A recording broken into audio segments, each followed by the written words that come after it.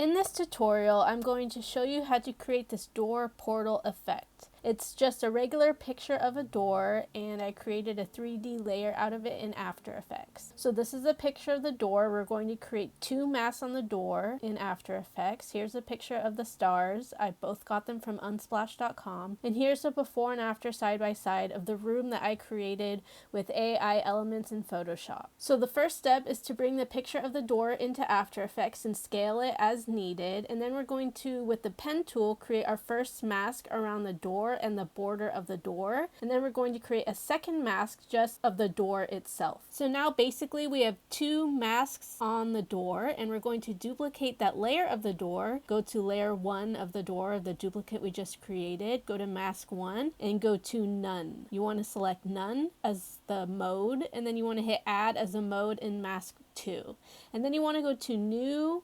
camera, go to 20mm and hit select OK.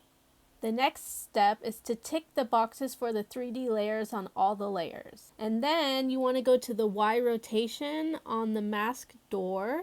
And now we're able to skew the layer a bit, so as it looks like it's swinging open. Make sure to toggle the keyframe animation for the Y rotation so that you can make it look like it's swinging open realistically. And then we're going to position, toggle the keyframe animation for that. And instead of anchor, because I couldn't really figure out how to use anchor, I used position instead. So we just want to skip ahead and end the keyframe where we want the door to be opening. And then we want to bring in the picture of the sky, make sure it's a 3D layer.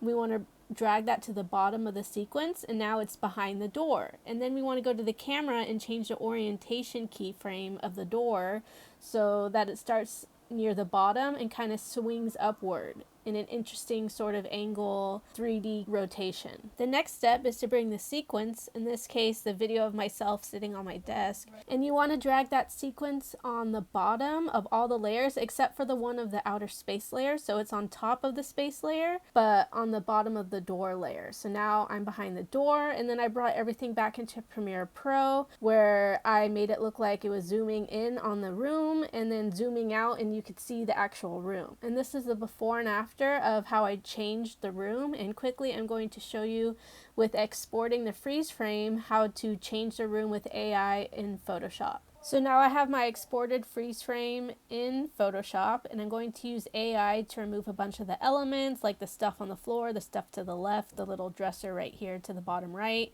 And then I'm also going to change the curtains to give it a cooler look because my original curtains weren't that pretty.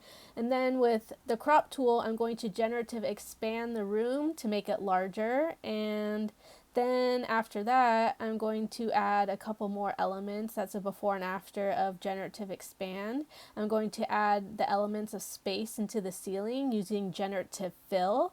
And then I'm also going to use, with the lasso selection tool, outline a space on the floor and the wall where I want a little rocket ship to appear, and it gives me some cool options. I'm going to go with the third option, and then I'm going to drag that exported freeze frame back into Premiere Pro, reduce the opacity, and then change the position and scale of the clip of myself to match with the exported freeze frame, create a mask, invert the mask, and then you have something that looks just like this.